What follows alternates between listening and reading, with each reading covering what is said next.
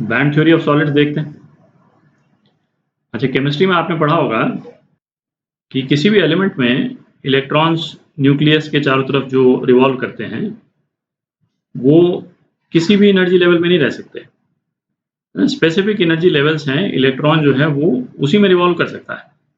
ठीक है, और इन एनर्जी लेवल्स को हमने अलग अलग नाम भी दे रखे हैं। ठीक है, जैसे सोडियम हम लें, सोडियम एटम में कुल उसका एटॉमिक नंबर जो है वो 11 है। ठीक है, 11 इलेक्ट्रॉन्स हैं। तो इसका इलेक्ट्रॉन्स के एनर्जी लेवल का डिस्ट्रीब्यूशन अपन कैसे लिखते हैं? 1s2, ये तो आपने केमिस्ट्री में देखा होगा, है ना। 1s लेवल है, उसमें 2 इलेक्ट्रॉन, 2s लेवल में 2 इलेक्ट्रॉन, 2p लेवल 6 इलेक्ट्रॉन, और 3s लेवल 2 इलेक्ट्रॉन रह सकते हैं, बट हमारे पास में एक ही इलेक्ट्रॉन बचा तो वो इसमें चला जाएगा। ठीक है, तो किसी भी एटम में कोई भी 2 इलेक्ट्रॉन सेम एनर्जी लेवल नहीं रख सकते। इसको अपन क्या बोलते हैं, है ना, ये प्रिंसिपल दिया था पॉली ने, और इसको हम बोलते हैं पॉलीज एक्सक्लूजन प्रिंसिपल, है ना। ये भी आप कर चुके हैं केमिस्ट्री में। तो इन लेवल्स को यदि मैं मतलब इस तरह से डेजिग्नेट करूं, है ना, ये 1s,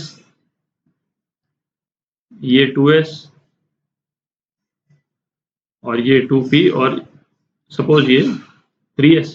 ठीक है, तो पॉली ने क्या बोला कि कोई भी 2 इलेक्ट्रॉन जो है वो सेम एनर्जी नहीं रख सकते।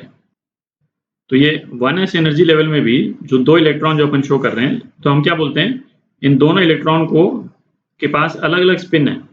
ठीक है, और जिसके कारण थोड़ा सा डिफरेंस हो जाता है इनके एनर्जी में, तो अब जो है अलग अलग एनर्जी पे हो गए। ठीक है, अच्छा, इसी तरह से 2s2, 2 इलेक्ट्रॉन 2s में हो गए। अच्छा, 2p6, इसमें क्या 2p एक्चुअली मतलब 3 अलग अलग ऑर्बिट हैं 2p में। ये भी आपने पढ़ा होगा केमिस्ट्री में, आपने ये पढ़ा होगा कि 2p का जो ऑर्बिट है वो उसको एक्स वाई जेड यदि इस तरह से करें तो कुछ इस टाइप का शेप आता है। एक का शेप ऐसा होगा, दूसरे ऑर्बिट का शेप ऐसा होगा, और तीसरे ऑर्बिट का, है ना, एक्स वाई जेड अलग अलग एक्सिस पे इस शेप के ऑर्बिट्स होते हैं। तो थोड़े थोड़े एनर्जी डिफरेंस है, और हर एक ऑर्बिट में हम 2 इलेक्ट्रॉन डाल सकते हैं। तो ये 2 इलेक्ट्रॉन अपन ने डाल दी। ठीक है, और एस में जो है वो एक इलेक्ट्रॉन चला गया। तो इलेक्ट्रॉन्स जो है एनर्जी लेवल इस तरह से फिल करते हैं, कोई भी इलेक्ट्रॉन एक एनर्जी लेवल से दूसरे एनर्जी लेवल जा सकता है ना, यहाँ से यहाँ जा सकता है, बट इसके बीच में किसी एनर्जी लेवल पे नहीं जा सकता। ऐसा नहीं हो सकता कि ये इलेक्ट्रॉन जो है वो यहाँ से लेकर के और यहाँ पे कहीं पे किसी एक एनर्जी लेवल पे चला जाए, वो पॉसिबल नहीं है। ठीक है, तो सपोज एक सोडियम का एटम तो हमने यहाँ ले लिया, सोडियम का एक दूसरा एटम हमने यहाँ ले लिया जो कि पहले वाले एटम से काफ़ी दूर है।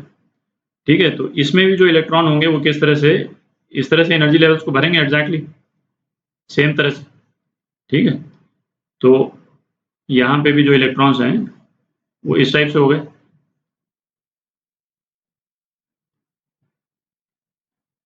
ठीक है, इनको नाम भी दे देते हैं 1s, 2s, 2p और 3s। इसमें भी कोई दिक्कत नहीं। ठीक है, क्योंकि ये इलेक्ट्रॉन आपस में इतने दूर हैं कि एक का एनर्जी लेवल दूसरे को अफेक्ट नहीं करता है। तो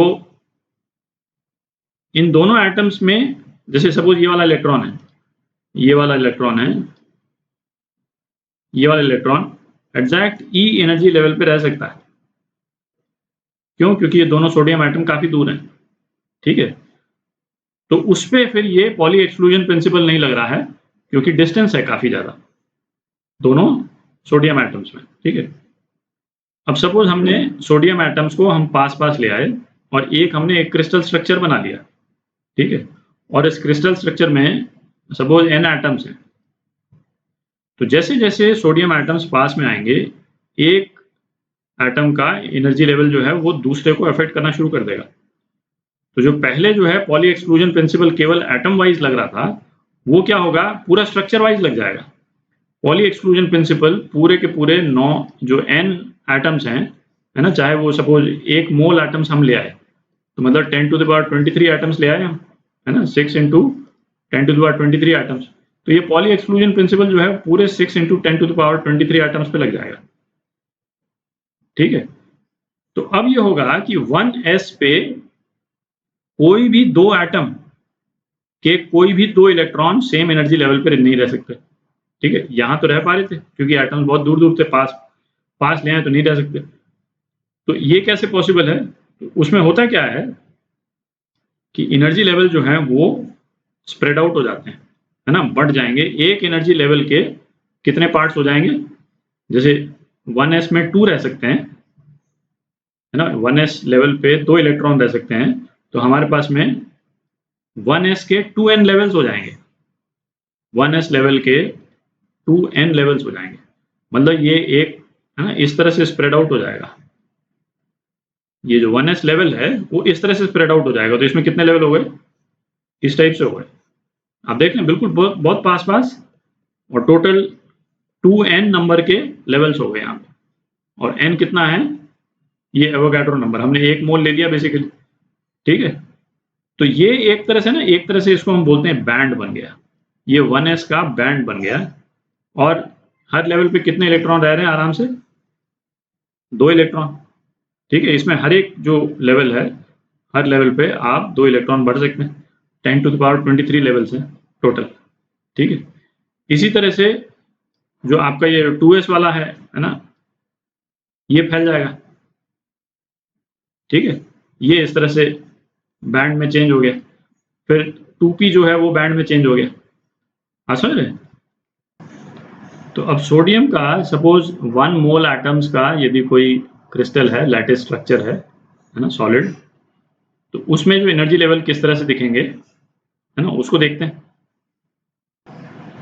तो यदि 1 मोल सोडियम एटम्स का एक सॉलिड स्ट्रक्चर अपन ले लें, तो उसमें जो बैंड स्ट्रक्चर है कुछ इस टाइप का दिखेगा, है ना। ये तो तब था जब एटम्स अलग अलग थे, 1s 2s 2p और 3s। ठीक है, और ये हो गया जब ये पास पास आ गए, है ना, एनर्जी बैंड्स बन गए। तो अब एनर्जी बैंड्स बन गए तो ये जो लोअर मोस्ट एनर्जी बैंड है ये तो पूरा भरा हुआ है, देख ना, इसमें तो हर एक में 2 हैं। 1s2 तो पूरा ही भरा हुआ। अच्छा, 2s2 भी पूरा भरा हुआ, 2p6 ये वाला बैंड भी पूरा भरा हुआ, 2p6। ठीक है, ये वाला बैंड जो है इसमें एक इलेक्ट्रॉन है, देख रहा है, तो इसका मतलब ये वाला बैंड जो है वो आधा ही भरा है। ठीक है, इसके इस वाले बैंड में टोटल नंबर ऑफ लेवल्स कितने होंगे? 2 इंटू n, 2n लेवल्स होंगे। और 2n लेवल्स में से कितने लेवल्स भरे हुए हैं? n लेवल्स ही भरे हुए केवल, क्योंकि एक ही इलेक्ट्रॉन अवेलेबल है। ठीक है, तो अब सोडियम क्या है? सोडियम कंडक्टर है, ये तो आपको मालूम। ठीक है, तो जैसे 0 डिग्री केल्विन पे, मतलब जो लोअर मोस्ट टेम्परेचर है, उसमें तो हर इलेक्ट्रॉन जो अपने लोअर मोस्ट लेवल पे होगा। ठीक है, इस तरह से जैसे बनाया हुआ है। अब टेम्परेचर जो है इसमें से थोड़ा सा भी बढ़ेगा तो इस इलेक्ट्रॉन को, जो इस लेवल में जो इलेक्ट्रॉन्स हैं, ये जो है ना 3s लेवल के जो एक एक इलेक्ट्रॉन हैं, इनको उठ करके और यहाँ पे जाने में कोई दिक्कत नहीं होगी, है ना, क्योंकि बहुत ज़्यादा एनर्जी नहीं चाहिए यहाँ से यहाँ जाने में, क्योंकि ये तो कॉन्टिन्यूस बैंड ही है एक तरह से। ठीक है, तो उसमें होगा क्या, जैसे कुछ इलेक्ट्रॉन यहाँ आ जाएंगे, ठीक है, यहाँ से खाली करके, तो ये इलेक्ट्रॉन क्या हो गए? ये फ्री इलेक्ट्रॉन हो गए।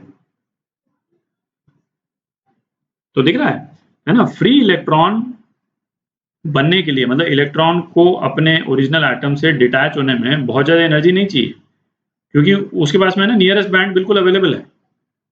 ये जो 2n लेवल्स जो बने हुए हैं सोडियम में, तो सोडियम आराम से कंडक्ट करता है। ठीक है, अच्छा, ये बैंड्स जो हैं वो इतने जिस नीट तरह से हमने बना रखा है यहाँ पे, इसी तरह से बाइफरकेट होंगे कोई ज़रूरी नहीं। ठीक है, बैंड जो है वो बन करके और आपस में ओवरलैप भी कर सकते हैं, है ना। जैसे यदि हम मैग्नीशियम लें, ठीक है, मैग्नीशियम में क्या है? एटॉमिक नंबर 12 है, इससे जस्ट एक नंबर ज़्यादा है। ठीक है, तो मैग्नीशियम में हम क्या एक्सपेक्ट करेंगे भाई? मैग्नीशियम में ये नीचे वाले बैंड तो वैसे के वैसे ही रहेंगे। मैग्नीशियम में हम एक्सपेक्ट करेंगे कि भाई जो 3s वाला बैंड है, ठीक है, यहाँ बनाते हैं इसको, ये तो पूरा भर जाएगा, है, और फिर इसके ऊपर वाला बैंड 3p बैंड, ठीक है, ये बिल्कुल खाली होगा। तो भाई अब हम इसमें कह सकते हैं कि भाई मैग्नीशियम को तो कायदे से नॉन कंडक्टर होना चाहिए, क्योंकि ये गैप नजर आ रहा है, ठीक है, 3s पूरा भरा हुआ है, 3s का इलेक्ट्रॉन जो है कहीं जा ही नहीं सकता है। तो मैग्नीशियम के केस में क्या होता है कि ये जो 3p वाला जो बैंड है वो 3s वाले बैंड के साथ में ओवरलैप ही कर जाता है ना। जब वो जो फैन आउट होते हैं जब बैंड, तो बैंड इस तरह से बनने की बजाय ऐसे बन जाता है, इस तरह से बनने की बजाय, है ना, इस टाइप का बन जाता है, ये चीज नहीं रहती है, ठीक है। तो ये इन इलेक्ट्रॉन्स को यहां से लेकर यहां तक जाने में कोई दिक्कत ही नहीं, ठीक है, पूरा बैंड खाली है और बहुत ज्यादा एनर्जी चाहिए भी नहीं, है ना, यहाँ पे ये आना शुरू हो जाएंगे। और 3p बैंड 3s जहां खत्म होता है उसके तुरंत बाद ही शुरू हो जाता है, ठीक है। तो मैग्नीशियम भी जो है वो कंडक्टर हो गया, ठीक है। पॉइंट ये है कि जैसे बैंड जो है वो जरूरी नहीं है इस तरह से सिस्टमैटिक तरीके से ही वो फैन आउट करेंगे, है ना, आपस में ओवरलैप भी कर जाते हैं, ठीक है। अच्छा, अब हम देखते हैं भाई हमारा जो पॉइंट है डिस्कशन का वो क्या है, सिलिकॉन। भाई हमको तो सेमीकंडक्टर्स का बैंड स्ट्रक्चर स्टडी करना है, तो सिलिकॉन का बैंड स्ट्रक्चर बनाते हैं। सिलिकॉन में नंबर ऑफ इलेक्ट्रॉन्स कितने हैं, 14, ठीक है। तो इसका एनर्जी लेवल कैसा होगा, 1s2 2s2 2p6 3s2 3p2, ठीक है। इस तरह का इलेक्ट्रॉन डिस्ट्रीब्यूशन है। अब इसका बैंड स्ट्रक्चर कैसा बनता है उसको देखते हैं। तो सिलिकॉन का बैंड स्ट्रक्चर देखते हैं, इसको थोड़ा सा ये जगह अलग कर लेता हूँ, ये मैग्नीशियम था, तो अपन केवल इसी पे कॉन्सेंट्रेट करते हैं 3s2 3p2, ठीक है, क्योंकि मेन तो यही, उसके नीचे वाले बैंड तो इसी टाइप से बन जाएंगे, ठीक है। तो ये हम क्या एक्सपेक्ट करेंगे, भाई हम एक्सपेक्ट करेंगे कि 3s2 ये होगा और 3p2 यहाँ पे होगा, ठीक है। अच्छा, इसमें टोटल कितने हैं, 6n लेवल्स होने चाहिए और इसमें 2n लेवल है, ठीक है। तो कायदे से क्या होना चाहिए सिलिकॉन में, जिस तरह से डिस्कशन अपन ने किया, ये बैंड तो पूरा भरा हुआ होना चाहिए और ये बैंड कितना भर जाएगा, 2n लेवल्स भर जाएंगे और 4n लेवल्स खाली रहेंगे, ठीक है। तो सिलिकॉन तो ऑलमोस्ट कंडक्टर की तरह बिहेव करना चाहिए इसको, है यहाँ से, क्योंकि ये तो कॉन्टिन्यूस बैंड के बीच में ही है, तो ये सारे इलेक्ट्रॉन्स यहाँ से उठ करके यहाँ चले जाने चाहिए और कायदे से कंडक्टर के रूप में बिहेव करना चाहिए। बट सिलिकॉन का बैंड स्ट्रक्चर ऐसा बनता नहीं है ना। एक्चुअल में कैसा बनता है, तो सिलिकॉन का बैंड स्ट्रक्चर इस टाइप का बन जाता है और इस टाइप में क्या है, ये है 3s 3p, है ना, और इसके कितने लेवल्स होंगे यहाँ पे, 4n, 4 इधर और 3s 3p के 4 इधर, 8 होने चाहिए ना टोटल, है ना, s में 2 और p में 6, तो 4 इस तरह से बाइफरकेट होके नीचे हो जाता है और उसी मतलब बैंड में से 4 लेवल्स जो है वो ऊपर चले जाते हैं और इन दोनों के बीच में गैप आ जाता है। तो सिलिकॉन के केस में क्या होगा कि ये 3s 3p के जो नीचे के जो 4 हैं ये तो पूरे भरे रहते हैं, है ना, अपने पास में 4 इलेक्ट्रॉन्स हैं, और ये ऊपर वाला है ये बिल्कुल खाली रहता है, ठीक है। तो ये जो गैप है ना, इस गैप को हम क्या बोलते हैं, इस गैप को हम बोलते हैं बैंड गैप।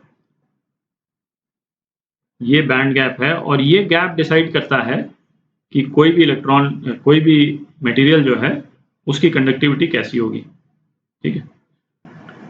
ये बैंड गैप डिस्कस करने के लिए थोड़ी जगह बना देते हैं। तो ये बैंड गैप जो है वो कंडक्टर्स में तो हमने देखा ये नहीं के बराबर होता है ना, 0 इलेक्ट्रॉन वोल्ट, या तो वो बैंड जो है आधा भरा हुआ होगा आधा खाली होगा, ठीक है, ताकि आराम से जो है इलेक्ट्रॉन खाली वाले पोर्शन में जा करके कंडक्टिविटी अपना कर सकते हैं। तो इन दोनों के बीच में कोई गैप नहीं है।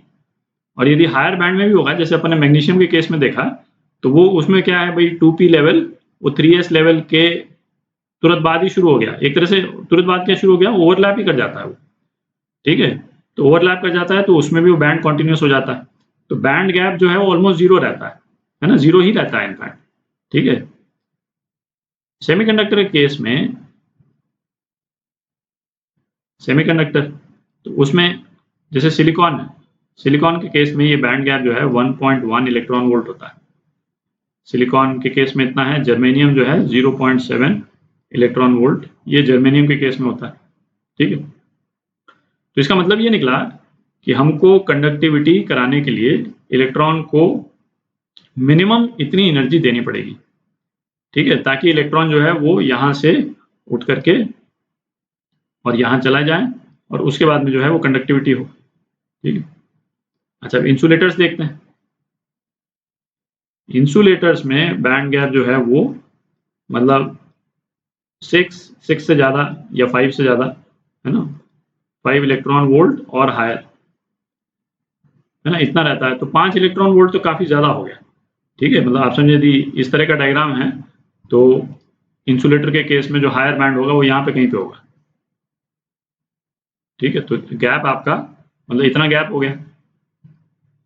तो इसको फिल करना इलेक्ट्रॉन को है ना ऑलमोस्ट इम्पॉसिबल होता है, और इसीलिए इंसुलेटर्स में कंडक्टिविटी ऑलमोस्ट 0 होती है। ठीक है, नहीं के बराबर।